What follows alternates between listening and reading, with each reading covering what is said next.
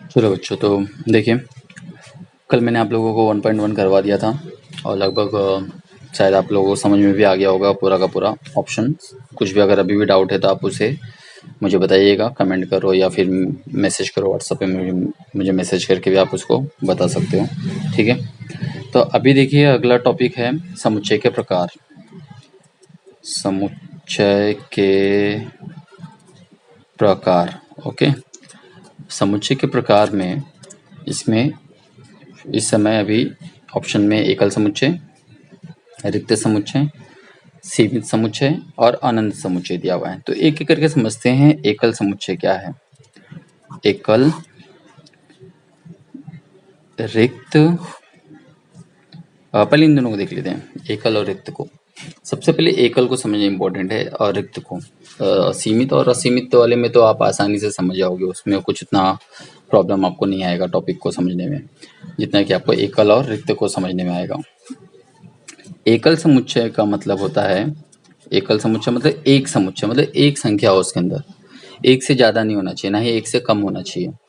तो ऐसी ऐसी चीज़ों के बारे में बताना है जिसमें एक ही समुच्चय आता हो, मतलब एक नंबर आते हो, कोई भी एक चीज़ आता हो। जैसे अगर मैं आपसे कहूँगा कि जीवित ग्रह कौन से हैं, मतलब कि जहाँ पे जीवित लोग रहते हैं वो कौन से ग्रह हैं, बता सकते हैं कि पूरी दुनिया भर में ऐसा कौन सा ग्रह है जहाँ पे जीवित लोग रहते हैं। फिलहाल तो पृथ्वी कह सकते हैं, बाकी वो अलग बात है कि अंदाजा लगाया जाता है दूसरे दूसरे ग्रहों की, लेकिन ऐसे तो है तो सिर्फ पृथ्वी जहाँ पे जीवित ग्रह है। आए बात समझ में? तो इसे हम कहेंगे एकल समुच्चय। आए बात समझ में? तो ऐसी चीजें जहाँ पर सिर्फ एक ही समुच्चय आता हो, एक से ज्यादा नहीं।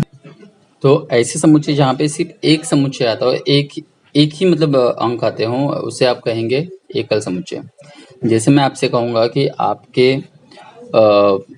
विषय में, आपके विषयों में अलजेब्रा कितना है? अलजेब्रा एक ही है कि 10 है? गणित 2 है, अलग बात है, पर अलजेब्रा कितना है, बीजगणित कितना है? 1 है। तो इसे हम कहेंगे एकल समुच्चय, जिसमें सिर्फ कोई भी चीज एक ही बार आता हो। आए बात समझ में? ठीक है, तो जैसे इसको दर्शाने के लिए आप कह सकते हो कि a बराबर 3 और 3 4, बस इतना ही मैंने लिख दिया, तो ये एकल समुच्चय होगा। b बराबर मैंने यहाँ पे लिख दिया 5, ये एकल समुच्चय होगा।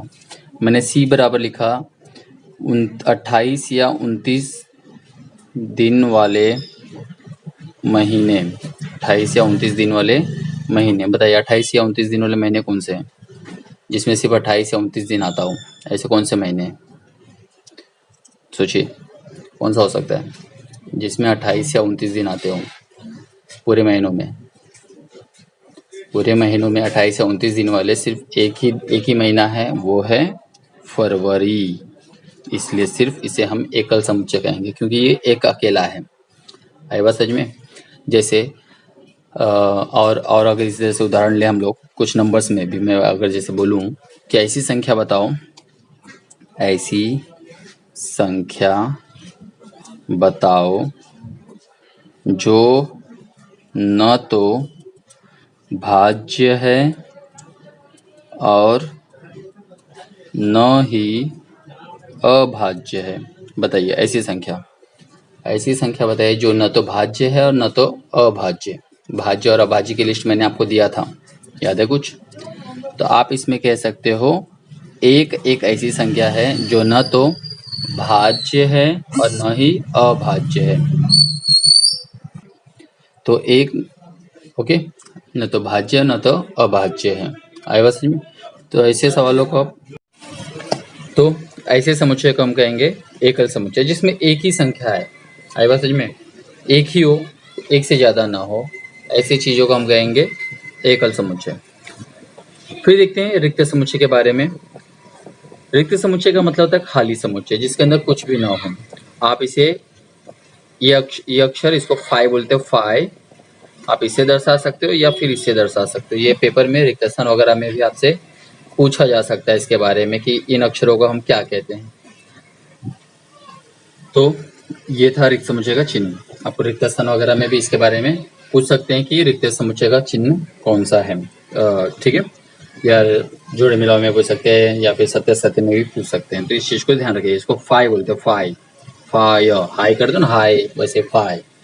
ओके, तो अब देखते हैं रिक्त समुच्चय क्या होता है। रिक्त समुच्चय का मतलब कुछ भी ना होना। मतलब कि जैसे मैं कहूँगा कि इस पे क्या लिखा है, बताइए इस बुक में क्या लिखा हुआ है, कुछ नहीं, मतलब ये रिक्त समुच्चय है, खाली। जैसे तुम्हारा दिमाग खाली रहता है ना, किसके दिमाग खाली रहते हैं, संजना का तो पहले ही दिमाग खाली रहता है, उसके दिमाग में तो कुछ बस भूसा भरा हुआ है, पर भूसा भरा हो तो कह सकते हो रिक्त समुच्चय नहीं है, भूसा तो भरा पड़ा है बस समझ में। कहने मतलब कि कुछ ना हो चीजों में, दिमाग में बिल्कुल कुछ ना हो।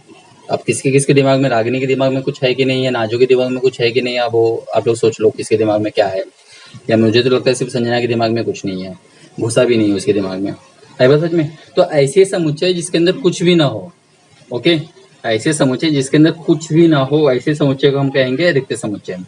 जैसे मैं कहूंगा कि 12 बजे से पहले और 12 बजे के बाद कितने बजेंगे, 12 बजे के पहले और 12 बजे के बाद कितने बजेंगे, बता सकते हो? 12 बजे के पहले और 12 बजे के बाद पॉसिबल ही नहीं है कुछ ऐसा बताना।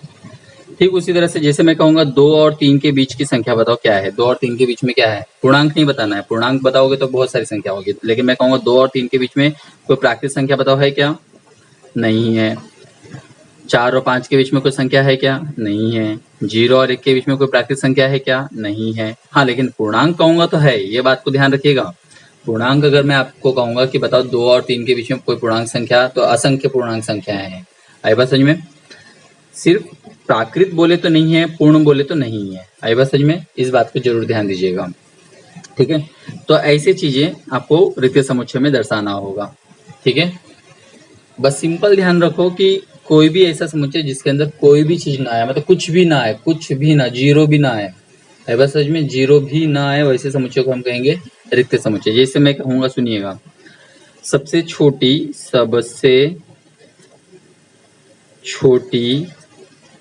पूर्ण संख्या, सबसे छोटी पूर्ण संख्या, क्या ये रिक्त समुच्चय है या नहीं है? सुनिए, सबसे छोटी पूर्ण संख्या क्या आएगा, 0 1 2 3 4 5 में क्या आएगा, 0 आएगा, आई बात समझ में। 1 है तो हम लोग यहाँ पे बोलेंगे कि a बराबर 0, मतलब कुछ तो आया, इसका मतलब ये रिक्त समुच्चय नहीं है, आई बात समझ में। बाकी कुछ हो और होगा अलग बात है, एकल होगा या फिर सीमित होगा, जो भी है, लेकिन ये रिक्त नहीं है, क्योंकि कुछ तो आया है इसके अंदर, 0 ही आया पर आया है, आई बात समझ में। ऐसी संख्या हो जो कुछ भी ना हो, मैं कहूंगा 0 से 0 से छोटी पूर्ण संख्या बताओ। अब 0 से छोटी कोई पूर्ण संख्या होती ही नहीं है, 0 से छोटा कोई भी पूर्ण संख्या नहीं है, आई बात समझ में जी। पूर्ण संख्या की बात कर रहा हूँ, ध्यान रखना, पूर्ण संख्या बोल रहा हूँ मैं, तो 0 से छोटा कोई पूर्ण संख्या नहीं है, इसका मतलब यह रिक्त समुच्चय है, आई बात समझ में, यह रिक्त समुच्चय है। ऐसे संख्याओं को हम कहेंगे रिक्त समुच्चय, ठीक है। ऐसी संख्याएं जिसमें कुछ ना हो, ओके, समझ में आया रिक्त समुच्चय क्या होगा। बाकी आप सवाल देखेंगे तो आपको धीरे धीरे समझ में आएगा कि कौन कौन सी चीजें क्या क्या हैं। अभी एक ही बस एक कॉन्सेप्ट बस समझ के लीजिए कि रिक्त समुच्चय क्या होता है, ठीक है। दूसरा है सीमित और असीमित, ये चलो इजी है, ये आप बता पाओगे। सीमित और असीमित, एक्चुअली अभी बुक में आप इसको पढ़ोगे तो ये लिखा हुआ है, अनंत लिखा हुआ है, ठीक है। अनंत मतलब वही असीमित या असंख्य भी बोल सकते हो आप इसे। सीमित मतलब ऐसे नंबर जिनको हम गिन सकते हैं, 10 20 50 60 लाख, बस ऐसे नंबर्स। लेकिन ऐसे चीजें जिसको हम गिन ही नहीं सकते, जिसका अंदाजा लगाना मुश्किल है, जैसे आसमान में तारे कितने हैं, नहीं गिन सकते। आसमान में तारे, आप इसे गिन सकते हो क्या, नहीं गिन सकते, मतलब कि यह असीमित समुच्चय है, मतलब कि अनंत समुच्चय है, समझे। लेकिन मैं यही कहूंगा कि ग्रह कितने हैं, ग्रहों की संख्या ये सीमित है, क्योंकि आप इसे 8 ग्रहों का आप गिन सकते हो, ठीक है। आई बात समझ में। ऐसे चीजें जिसको आप नहीं गिन सकते वो असीमित है, और जिनको आप गिन सकते हो वो सीमित है। जैसे मैं यहाँ लिखूंगा 1 से लेके 50 तक की संख्या, 1 से लेके 50 तक की पूर्ण संख्या अगर मैं लिखता हूँ, तो 1 से 50 तक की संख्या बता सकते हो, 1 2 3 4 5 6 7 8, आई बात समझ में। लेकिन अगर मैं कहूंगा 1 से लेके 50 तक की पूर्णांक संख्या, 1 से लेके 50 तक की पूर्णांक संख्या, ये मुश्किल है, ये असीमित है, आई बात समझ में, ये असीमित है या अनंत है, क्योंकि आप ये नहीं बता सकते 1 से लेके 50 तक के संख्याएं कौन कौन सी हैं। या फिर किसी सवाल में ऐसा लिखा रहे n बराबर, आप उदाहरण में भी देखोगे एक दिया हुआ उदाहरण डॉट डॉट डॉट, जब डॉट डॉट लगा हुआ है तो इसका मतलब ये भी असीमित है। डॉट नहीं लगा है मतलब वो सीमित है। डॉट अगर ऐसा लगा दिया गया है तो वो असीमित है, मतलब आगे और भी नंबर आते रहेंगे। तो ये था सीमित और असीमित के बारे में या अनंत के बारे में। आप देखोगे यहाँ पे डॉट लगाया है। देखो इसका उदाहरण क्या दिया इन्होंने, यह 1 से 22 तक की संख्याओं में से 4 से विभाज्य होने वाली संख्या। अभी देखो इस उदाहरण को मैं समझाता हूँ। 1 से 22 तक की संख्याओं में 4 से विभाज्य होने वाली संख्या, 4 से विभाज्य। पहले तो देखते हैं कि इसमें कौन कौन से नंबर 4 से विभाज्य होते हैं, मतलब 4 का पहाड़ा उसमें जाता हो। ठीक है, 1 में तो नहीं जाता। 1 2 3 4 5 6 7 8 9 10 11 12 13 14 15 16 17 18 19 20 और 21 और 22। चलिए, 1 में जाएगा नहीं, 2 में जाएगा नहीं, 3 में भाग जाएगा नहीं जाएगा, 4 में भाग जाएगा, 4 में 4 का भाग जाएगा, 5 में नहीं जाएगा, 6 में नहीं जाएगा, 7 में नहीं जाएगा, 8 में जाएगा, 9 में नहीं जाएगा, 10 में भी भाग नहीं जाएगा 4 का, 11 में 4 का भाग नहीं जाएगा, 12 में जाएगा। कौन कौन से मिले हमें, 4 मिले, 8 मिले, 12 मिले, 13 नहीं होगा, 14 नहीं होगा, 15 होगा क्या, 15 नहीं होगा, 16 4 चौके 16, 17 नहीं होगा, 18 नहीं होगा, 19 नहीं होगा, 20 सोचिए 20 होगा, 20 होगा, 4 पचे 20 और 21 और 22 भी नहीं होंगे, मतलब कि इतने नंबर। अब बताइए हमारे पास जो ये उत्तर मिला 4 8 12 16 20, आप इसे गिन सकते हो, गिन सकते ना, 1 2 3 4 5 ही नंबर है, संभव है गिनना, इसलिए इसे हम कहेंगे सीमित समुच्चय। समझे, तो ऐसे संख्याओं को हम सीमित समुच्चय कहेंगे। ओके, चलिए आगे आते हैं। कुछ सवाल को इन सवालों को करके समझना है कि ये इसमें, अभी देखिए यहाँ पे प्रश्न क्या बोला, मैं उदाहरण के सवाल बता रहा हूँ, उसके बाद फिर मैं आपको 1.2 बताता हूँ। निम्नलिखित समुच्चयों को सूची पद्धति में लिखकर उनको सीमित और अनंत समुच्चयों में विभाजित करो।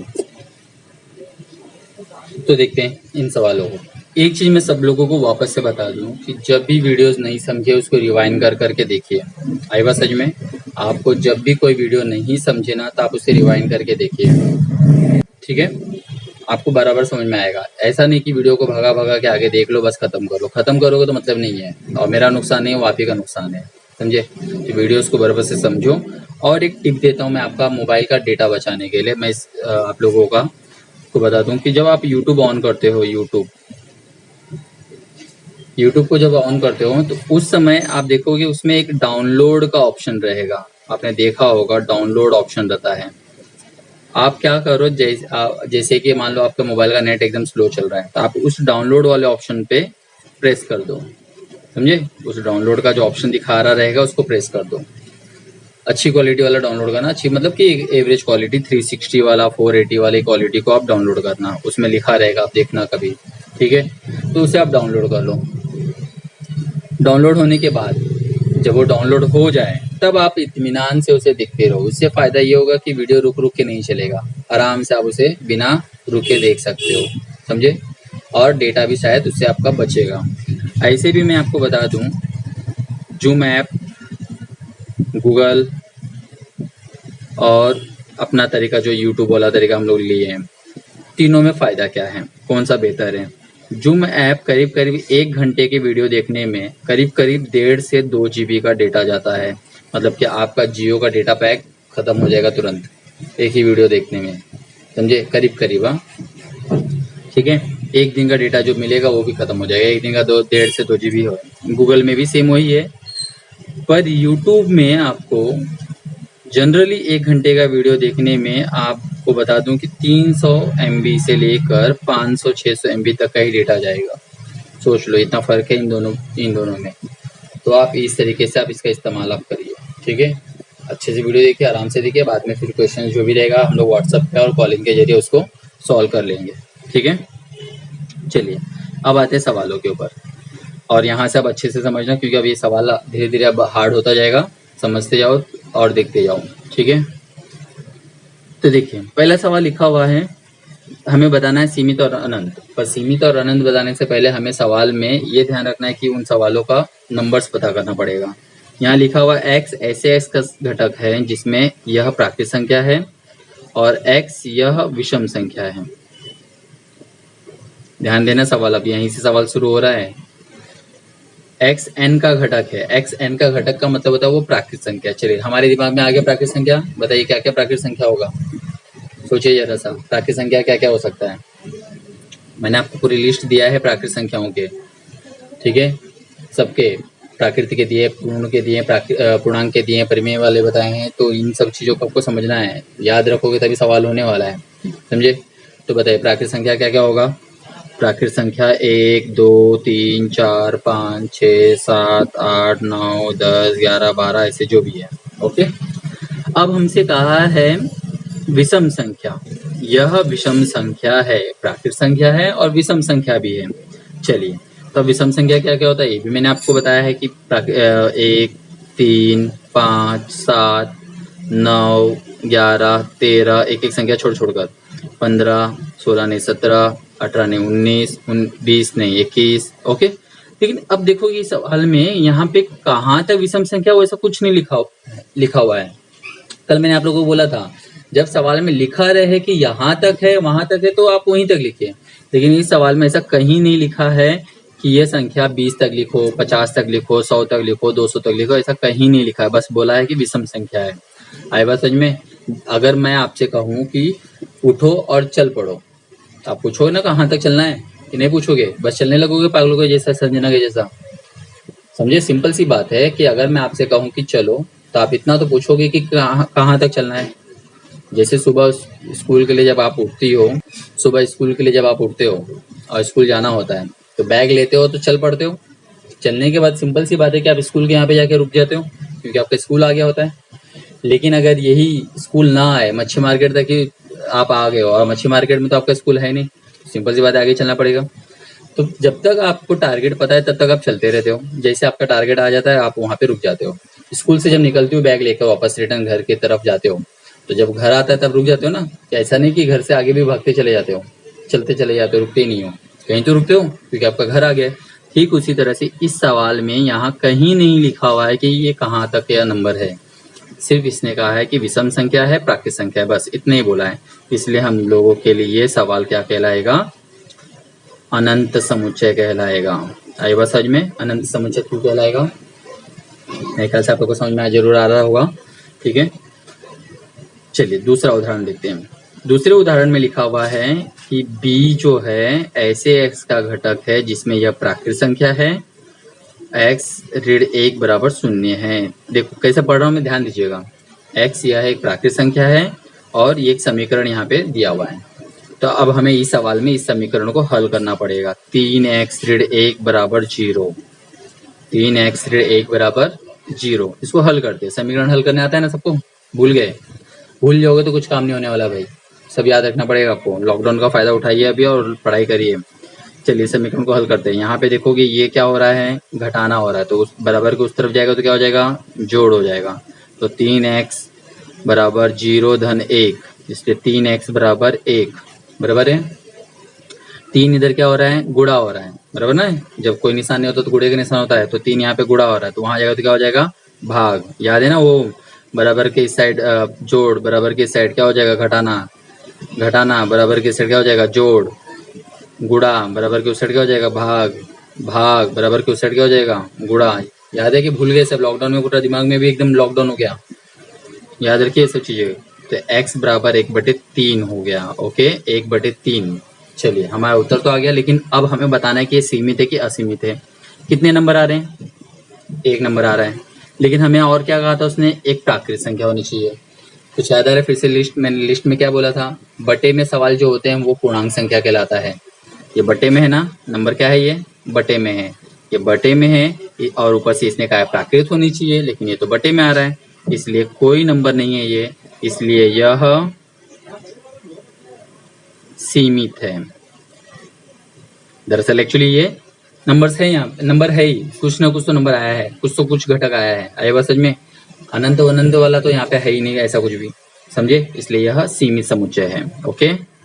याद रखिएगा जब कभी भी ऐसे, तो ये सीमित के अलावा भी एक समुच्चय हो सकता है, ये रिक्त समुच्चय भी है, अब बोलोगे सर ये रिक्त समुच्चय कैसे हुआ, इसमें तो एक नंबर आया है। पर याद रखिए इसने क्या बोला था, प्राकृत संख्या बोला था, और यहाँ पे क्या प्राकृत संख्या है, क्या नहीं आया है, यहाँ पे पूर्णांक संख्या आ गया है, उल्टा आ गया, जो कहा था वो नहीं आया है, कुछ और ही आ गया है। तो जो कहा था वो कुछ और ही आ गया, इसने कहा था प्राकृत होना चाहिए, लेकिन यहाँ पे आ गया पूर्णांक, इसलिए हम इसे रिक्त समुच्चय भी कह सकते हैं। लेकिन हमसे सिर्फ पूछा था इसने अनंत समुच्चय बताओ, सीमित समुच्चय बताओ, इसलिए हम लोग इसको सिर्फ सीमित समुच्चय ही बताएंगे। ओके, समझ में आया इतना, ये आगे बढ़ते हैं। जो सवाल नहीं समझे उसको रिवाइंड करके जरूर देखना, तब समझ में आएगा। ऐसे बोलने और करने से नहीं आने वाला, इतना याद रखिएगा सबको। एक बार में देखने से सवाल आ जाता ना तो सब गणितज्ञ बन जाते हैं, समझे। चलिए अगला तीसरा, मैं अभी सिर्फ उदाहरण कर रहा हूँ, उदाहरण जब कंप्लीट हो जाए फिर मैं आपको इन सवालों को मैं करके बताऊंगा। यहाँ पे जो ये सब सवाल हैं मैं इन सबको बताता हूँ करके एक एक करके। सवाल समझना जरूरी है। स्टार्टिंग में हम लोग थोड़ा स्लो ही चलेंगे, जैसे एक बार कॉन्सेप्ट समझ में आने लगेगा फिर भागना चालू करेंगे हम लोग, ठीक है। c बराबर x, ऐसे x का घटक है जिसमें यह एक प्राकृत संख्या है और x यह 7 से विभाजित होने वाली संख्या है, ठीक है। 7 से विभाजित होने वाली संख्या, यहाँ पे फिर से कुछ दिमाग में आने लगा होगा आपको। 7 से विभाजित होने वाली संख्या तो बोला है, पर कहाँ तक की संख्या ये बोला है क्या सवाल में? कहीं पे कहीं भी ऐसा लिखा हुआ है कि ये सवाल यहाँ तक का ही लिखना है? टारगेट मिला है इसको, मंजिल मिली है क्या इसको? नहीं मिली है। आए बस समझ में, भागते नहीं रहना है सिर्फ ऐसे ही।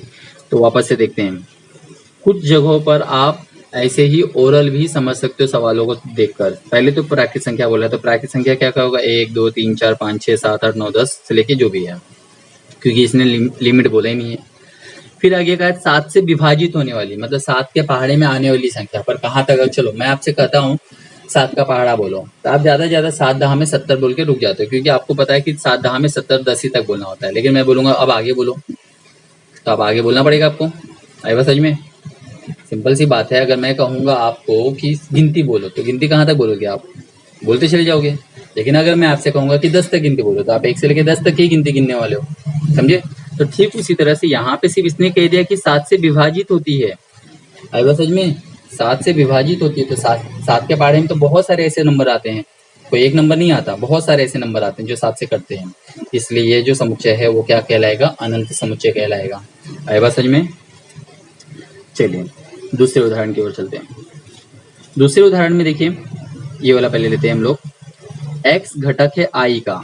i का मतलब क्या होता है? इंटीजर नंबर, मतलब कि पूर्णांक संख्या। ओके, और यहाँ लिखा है x का वर्ग बराबर 100 है। x घटक है i का और x का वर्ग बराबर 100। चलिए चेक करें इस सवाल को। x का वर्ग बराबर 100, इसलिए x बराबर करनी में 100, इधर वर्ग है तो इस साइड वर्गमूल हो जाएगा, इसलिए x बराबर हो जाएगा 10। 10 एक पूर्णांक संख्या है कि नहीं है? अब बोलोगे आप सर ये तो पूर्णांक संख्या नहीं है, प्राकृत संख्या है। फिर बोलोगे, कोई बोलेगा नहीं सर ये तो पूर्ण संख्या है। अरे भाई आपको बता दूं कि पूर्णांक संख्या में पूर्ण संख्या भी आता है और प्राकृत संख्या भी आता है। अरे बस पूर्णांक ऐसी संख्या है जिसके अंदर पूर्ण भी आता है, प्राकृत भी आता है। इस बात को भी याद रखिएगा आप लोग, बहुत बार पूछते हैं। पूर्णांक में पूर्ण भी आएगा और प्राकृत भी आएगा, समझे। ठीक उसी तरह से यहाँ पे 10 आया तो 10 पूर्णांक पूर्ण संख्या है, ठीक है। अब यहाँ पे 10 आया है, हमसे क्या पूछा था सवाल में? सीमित है या असीमित है? बताओ कितने सारे नंबर आ रहे हैं? सिर्फ एक ही नंबर आ रहा है, इसलिए यह सीमित होगा, समझे। चलिए आप लोगों में से मुझे बताएं कि ये और कौन सा एक समुच्चय हो सकता है। ये मैं आपसे प्रश्न पूछ रहा हूँ, ये आप मुझे कमेंट करके बताओगे या मुझे व्हाट्सएप पे मैसेज करोगे।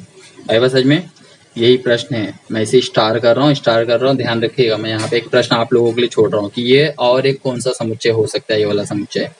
आए बस समझ में, सीमित तो हो गया, ये मैंने बता दिया। अब एक और कौन सा समुच्चय हो सकता है? और एक कौन सा, मतलब कि मैं कह रहा हूँ एकल, रिक्त, सीमित तो चलो मैं बता ही दिया हूँ, अनंत के बारे में बोल ही दिया हूँ। इसलिए आपको बताना है कि यह एकल समुच्चय है या रिक्त समुच्चय है। ये आप लोगों के लिए मैं छोड़ रहा हूँ, ठीक है। ये आप लोग मुझे बताएंगे। चलिए अगले सवाल की ओर बढ़ते हैं। तो देखिए अगला सवाल है a, b, यह जो है a, b w का घटक है। w का मतलब होल नंबर मतलब पूर्ण संख्या का घटक है। आए बात समझ में। और a प्लस b बोला है। चलिए a प्लस b बराबर 9, पूर्ण वर्ग बोला, पूर्ण संख्या बोला है, तो पूर्ण संख्या में क्या क्या होगा, 0 1 2 3 4 से लेके अनंत तक। चलिए अब ऐसे दो दो नंबर मुझे बताइए जिनको जोड़ने पर 9 आता हो, ऐसी जोड़ियां बताते चलिए। ऐसे कितनी जोड़ियां हो सकती, चलो गेस करते हैं। 0 और 9 होंगे, ठीक है, 0 और 9 होंगे, 1 और 8 होंगे, 2 और 7 होंगे, ठीक है, 2 और 7 होंगे, 3 और 6 होंगे, 4 और 5 होंगे। आप बोलोगे 5 और 4 होंगे, चलो वो भी ले लेते, उल्टा भी ले लेते, चलो 5 और 4 होंगे, तो फिर 6 और 3 भी होंगे, फिर उल्टा लेंगे तो ले लेते हैं, ठीक है। फिर 6 और 3 के बाद 7 और 2 भी ले लेते हैं, फिर उसके बाद 8 और 1 ले लेते हैं, और 9 और 0 भी ले लेते हैं। और कोई ऐसी संख्याएं हैं, ऐसे नंबर हैं, ऐसी जोड़ियां हैं जिनको जोड़ेंगे तो 9 आता हो, सोचिए। और कोई ऐसी संख्या, कौन सी संख्या बोल रहा हूँ मैं, पूर्ण संख्या की बात कर रहा हूँ, मतलब कि पूरे पूरे नंबर हो, दशमलव दशमलव नहीं, ऋण भी नहीं, सिर्फ धनात्मक संख्या और वो भी पूरे नंबर, मतलब 0 1 2 3 4 5 6 7 8 वाले। ऐसे और कौन से नंबर है इसमें बताइए, है, सोचिए सोचिए, सोचोगे तो आएगा, सोचिए। और कुछ है, पल्ले पढ़ रहे हैं कुछ, आएंगे आएंगे सब आएंगे आपको। वो कहते हैं ना, लातों के भूत हैं आप लोग, जब तक पढ़ेगी नहीं तब तक आएगा नहीं, है ना। संजना वाला तो ऐसे ही है, रोज तो पिटाती घर में, ऐसे ही अभी लॉकडाउन में तो और पिटाती होंगी, ठीक है। चलिए कौन कौन ऐसे पिटाया है मुझे वो भी कमेंट करके बताइएगा, लॉकडाउन में कितने लोग पिटाए हैं मुझे शेयर करिएगा, ठीक है। कौन कौन मार खाया घर पे पढ़ाई को लेकर अभी फिलहाल। चलिए ओके, फिलहाल आते टॉपिक पे। तो यहाँ पर ये देख रहे हो, 1 जोड़ी 2 जोड़ी 3 जोड़ी 4 जोड़ी 5 जोड़ी 6 जोड़ी 7 जोड़ी 8 जोड़ी 9 10 जोड़ी ज्यादा ज्यादा अपने को मिला। गिन पाते हो आप, 10 जोड़ी गिन पाएंगे, तो हम इसे कह सकते हैं यह सीमित समुच्चय है, समझे, क्योंकि इन जोड़ियों को हम लोग गिन पा रहे हैं, असंख्य नहीं है, ठीक है। अगला सेम इसी तरह का उदाहरण है, उसमें लिखा है ए और बी जो है क्यू का घटक है। बताइए क्यू मतलब क्या होता है, क्यू मतलब परिमेय संख्या। याद रखिएगा, परिमेय संख्या में ऋण संख्या भी आती है, धन संख्या भी आती है और दशमलव भी आता है। आएगा समझ में, ऋण संख्या भी आएगा, दशमलव भी आएगा, धन भी आएगा। तो चलिए अब प्रॉब्लम बढ़ेगा। अब ऐसे दो जोड़ी बताओ जिनको जोड़ने पे 11 आता हो। धनात्मक के अनुसार सोचोगे तब तो आ जाएगा, बहुत इतनी जोड़ी मिलेंगी आपको, लेकिन यहाँ आप दशमलव भी ले सकते हो, ऋण भी ले सकते हो। तो अब ऐसे सवाल को ध्यान दीजिएगा कि यह असीमित बनने वाला है, क्योंकि यहाँ पर बहुत सारी जोड़ियां बनने वाली हैं। आई बात समझ में, जैसे मैं एग्जांपल के तौर पे बताता हूँ। चलिए कुछ जोड़ियां तो मैं आपको ऐसे समझा दूं। 0 और 11 11 होगा, 1 और 10, आई बात समझ में, जैसे इधर वाला मैंने बनाया था। तो ऐसी जोड़ियां तो हमें मिल जाएंगी। इसके अलावा अगर मैं ऋण में जाऊं तो ऋण वाली संख्या भी हो सकती है, ऋण 1 धन 12, आई बात समझ में, ऋण 1 धन 12, 13 ऋण 2, आई बात समझ में, या ऋण 2 धन 13 भी लिख सकता हूँ मैं इसको, कुछ आ रहा है समझ में। फिर उसके बाद मैं इसको लिख सकता हूँ 17 ऋण 6, या फिर मैं 6 ऋण 17 भी लिख सकता हूँ। घटाते जाओ, 18 में से 7 घटा दो, 19 में से 8 घटा दो, 20 में से 9 घटा दो, तो भी 11 आ जाएगा। अब यहाँ पे जोड़ने वाला तो था ही, अब घटाने वाला भी आता जाएगा। तो यह बता पाना संभव है, असंभव है, संभव नहीं है, असंभव है। ये बढ़ता जाएगा नंबर, लिमिटेड अनलिमिटेड है ये, है बस समझ में। तो इसलिए यह अनंत समुच्चय या असीमित समुच्चय है, इसे हम कहेंगे असीमित समुच्चय। तो ये था कॉन्सेप्ट चारों चीजों को समझने का। कौन कौन से समुच्चय, एकल समुच्चय, रिक्त समुच्चय, सीमित समुच्चय और अनंत समुच्चय। तो मेरे ख्याल से आप लोगों को ये चारों समुच्चय समझ में आ गया होगा। नहीं समझा है तो आप इसे रिपीट करके रिवाइंड करके अच्छे से देखिएगा तो सवाल समझ में आएंगे, क्योंकि सवाल को समझना बहुत इंपॉर्टेंट है। छोटी छोटी चीजें दी गई हैं लेकिन बहुत सारी चीजें इसके अंदर है, इतने में ही आया बात समझ में, इसको समझिए बराबर से। चलिए अब फटाफट हम लोग इन टॉपिक्स को कवर कर सकते हैं। जब इतनी बातें समझ में आ गया होगा तो 1.2 भी करना अब आसान हो जाएगा, अब आपको टाइम नहीं लगेगा, समझे। चलिए 10 मिनट 5 मिनट और लगेंगे, वीडियो थोड़ा बड़ा हो जा रहा है मैं समझ रहा हूँ, लेकिन पार्ट भी खत्म करना जरूरी है, समझे। चलिए तो इसको देखते हैं हम लोग। सवाल पूछा है कौन से समुच्चय समान है और कौन से समुच्चय समान नहीं है, कारण सहित बताना है हमें। तो यहाँ पे कारण बताना वही है कि आप हल करके इसको बता सकते हो, इन सवालों को हल करिएगा और हो जाएगा। चलिए एक्सरसाइज 1.2 में आते हैं, ठीक है। 1.2 हल करें इसको। तो पहला सवाल है यहाँ पे हमें बताना है समुच्चय समान है कि नहीं है। तो देखिए तीनों जो समीकरण दिया हुआ है यहाँ पे, पहले इनको हम लोग बारी बारी पहले हल करेंगे, क्योंकि तीनों को समान बताना है कि नहीं, समान है कि नहीं ये बताना है। तो बारी बारी पहले हल करते हैं। ए का मान दिया हुआ है x समुच्चय ऋण 1 बराबर 2, ये जो है इसमें जो ये जो समीकरण है इसको आप हल करिए। तो एक यहाँ पे घटाना है तो यहाँ जाएगा तो क्या हो जाएगा, जोड़ हो जाएगा। तो 3x बराबर 2 धन 1, 3x बराबर हो जाएगा 3। ओके, अब x बराबर 3/3 गुणा है तो यहाँ आएगा तो भाग हो जाएगा, इसलिए x बराबर 3/3, इसलिए x बराबर हो जाएगा 1। यह है हमारा पहले वाले का मान। अब हम लोग देखते हैं दूसरे वाले सवाल को। ये पहले वाले का मान आया, ठीक है। दूसरा वाला सवाल है x प्राकृत संख्या है, किंतु x न तो अभाज्य है और न ही संयुक्त भाज्य संख्या है। अभी देखिए यहाँ पर x एक प्राकृत संख्या, तो प्राकृत संख्या क्या क्या होगा, b का मान मैं हल कर रहा हूँ, 1 2 3 4 5 6 यही होता है, बराबर है। 1 2 3 4 5 6 7 8 9 10 आगे, बराबर है। x न तो अभाज्य है, आए बात समझ में, x न तो अभाज्य है और न ही भाज्य है। मैं आपको पहले ही बताया था ऐसे एक अभाज्य और भाज्य, ऐसी कौन सी संख्या है न तो भाज्य है और न तो अभाज्य है, भाज्य है न तो अभाज्य है। ओके, तो वो है 1, ये याद रखिएगा, समझे। तो b का मान आ गया 1। तीसरा c बराबर दिया हुआ है x घटक है n का, x घटक है n मतलब प्राकृत संख्या, और 2 से छोटा हो x।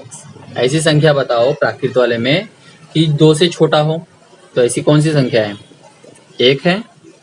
देखिए अभी तीनों के मान बराबर आए, इसमें भी 1 आया था, इसमें भी 1 आया था, इसमें भी 1 आया था, इसलिए हम कह सकते हैं कि यह a बराबर है b बराबर है c, ठीक है। मतलब कि तीनों समुच्चय तीनों मतलब कि ये यहाँ पे बराबर बता सकते हो, इसलिए तीनों समुच्चय समान है, ठीक है। बस ये बताना आपको, यहाँ पे तीनों समुच्चय समान है, समझाइए।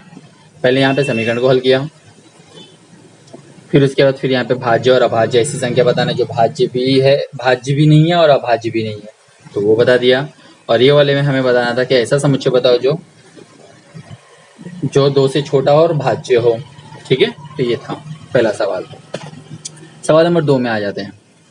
सवाल नंबर 2 पूछा है क्या a और b समान है, कारण बताना है। कारण यही है, कारण यही वाला आपको पूरा हल करना है, ऐसे हल करना और नीचे फिर लिखना उत्तर, है बस, सच में कारण यही है। दूसरे सवाल में भी सेम ऐसे हम लोग हल करेंगे इसको। दूसरे सवाल में लिखा है a और b समान है, क्या कारण बताओ। चलिए चेक करते हैं। a सम संख्या जो अभाज्य संख्या भी है, ऐसी संख्या बताओ जो सम संख्या हो और अभाज्य भी हो, ठीक है। और b, चलिए पहले मैं b वाले को हल करवाता हूँ। तो b वाले को पहले हम लोग हल करते हैं, तो उसके पास आते हैं हम लोग। x ऋण 1 बराबर 13, जब भी ऐसा सवाल दिया हो, देख रहे हो यहाँ पे, तो सीधा समीकरण हल करो, ज्यादा कुछ सोचो मत, सीधा समीकरण को हल करना है। तो 7x क्या हो रहा है, घटाना हो रहा है, तो यहाँ जाएगा तो क्या हो जाएगा, जोड़। तो 7x बराबर हो जाएगा 13 धन 1, 7x बराबर हो जाएगा 14, 7 इधर गुणा है तो यहाँ आएगा तो क्या हो जाएगा, भाग, इसलिए x बराबर 14/7, इसलिए x बराबर कितना हो जाएगा, 2। ओके, एक साइड का हल हो गया। चलिए अब आ जाते हैं ए वाले सवाल में। ऐसी संख्या बताओ जो समअभाज्य हो। चलिए पहले तो भाज्य संख्याओं की लिस्ट देखते हैं। 2 4 नहीं 5, 6 नहीं 7, 7 के बाद 8 9 10 11, 12 नहीं 13, 13 के बाद 14 नहीं है, 15 भी नहीं होगा क्योंकि 3 के पाड़े में आता है, 16 तो होगा ही नहीं, 17 है, 17 किसी के पाड़े में नहीं आता।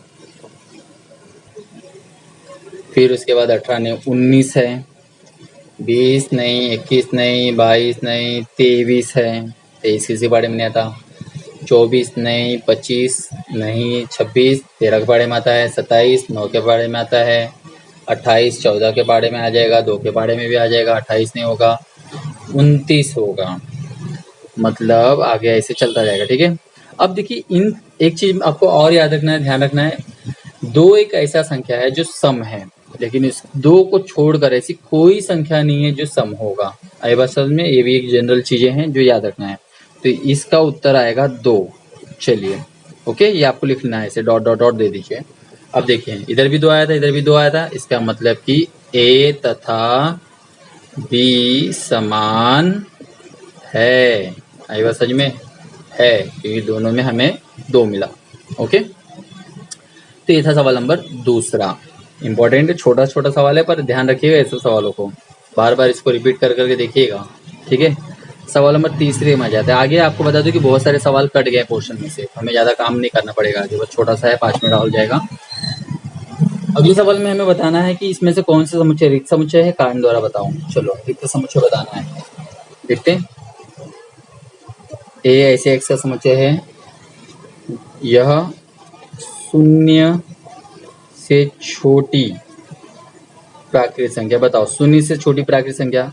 सिंपल सी बात है, प्राकृत संख्या 1 से शुरू होता है, 1 2 3 4 से शुरू होता है, 0 से शुरू ही नहीं होता। बताओ कौन सी संख्या शून्य से शुरू होती है? पूर्ण संख्या शून्य से शुरू होती है, पूर्ण। जब किसने कहा है प्राकृत संख्या, कोई नंबर ही नहीं आएगा इसके अंदर, मतलब कि यह आप लिख सकते हो, यह रिक्त समुच्चय है। ठीक है, क्यों ये रिक्त समुच्चय है आप बताएंगे, क्योंकि कारण पूछा है, क्योंकि प्राकृत संख्या 1 से शुरू होती है, इसलिए यह रिक्त समुच्चय है, क्योंकि शून्य से छोटी तो होगी ही नहीं। बराबर। अगला सवाल, x का वर्ग बराबर 0, इसे चेक करें। x का वर्ग बराबर 0 है, इसलिए x बराबर करने में 0। बताइए क्या होगा ये, कोई उत्तर आएंगे? 0 का वर्गमूल क्या होगा बताइए, 0 का वर्गमूल क्या होगा? सोचिए, 1 का वर्गमूल, 2 का वर्गमूल, ऐसे 0 का वर्गमूल सोचिए क्या होगा। तो 0 का वर्गमूल 0, 0, मतलब कुछ तो नंबर आ रहा है, इसलिए कुछ तो नंबर आ रहा है, इसका मतलब कि यह रिक्त समुच्चय है या नहीं?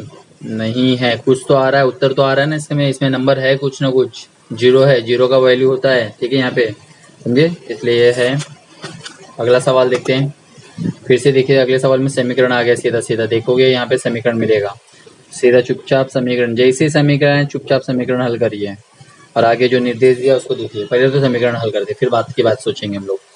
घटाना है तो वहाँ जाएगा तो क्या हो जाएगा, जोड़ हो जाएगा। 5x बराबर 0 धन 2, 5x बराबर 2, x बराबर गुणा है तो यहाँ आएगा तो क्या हो जाएगा, भाग 2/5। चलिए उत्तर तो आ गए, लेकिन हमसे इसने कहा था प्राकृत संख्या है ये, तो क्या ये प्राकृत संख्या है? नहीं है, क्योंकि पूर्णांक संख्या है, प्राकृत संख्या नहीं है, इसलिए यह रिक्त समुच्चय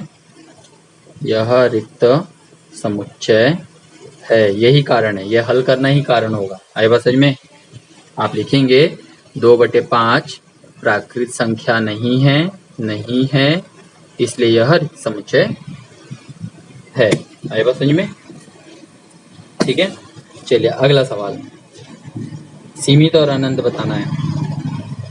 ऐसी संख्या देखिए, यहाँ पे देख रहे हो, 10 से छोटी प्राकृत संख्या, 10 से छोटी प्राकृत संख्या हम लोग बता सकते हैं, 1 2 3 4 5 6 7 8 9 10। 10 से छोटी बोला तो 9 ही तक बताना है हमें, तो कितना है, अनलिमिटेड नंबर है कि लिमिटेड है, मतलब कि सीमित नंबर है, हम लोग गिन पा रहे हैं, इसलिए यह होगा सीमित समुच्चय। समझे? और ये वाला सवाल क्या बोला इसने, यह एक पूर्णांक संख्या, ऋण से छोटा, ऋण से जितने भी छोटे नंबर है, तो ऋण 2 ऋण 3 ऋण 4 ऋण 5, कहाँ तक नहीं बोला है, ऋण से छोटा चलता चला जाएगा, क्योंकि ये पूर्णांक संख्या बोला है, तो ये असीमित हो जाएगा, ये सीमित हो जाएगा, और ये असीमित मतलब कि अनंत हो जाएगा। आइए बता, में तो कारण पूछा है तो आप बताओगे, इसका कारण तो सिंपल सा लिख दीजिएगा कि 1 2 3 4 5 6 7 8 9 है, ये इसलिए सीमित है। और इसके बारे में बताओगे कि ऋण 1 से छोटे, ऋण 2 ऋण 3 ऋण 4 ऋण 5 ऐसे अनंत तक हैं, इसलिए यह अनंत समुच्चय है। बस इतना सा था। ठीक है, तो ये था आपका 1.2 का पूरा पोर्शन। अब उसके बाद आगे हम लोग देखेंगे, ऐसी चीज़ें बहुत बड़ी बड़ी हैं, 1.3 में भी कुछ चीज़ें कटी हैं, कुछ चीज़ें हैं, तो उसको मैं आपको कराऊंगा। ठीक है, अगले पीरियड में।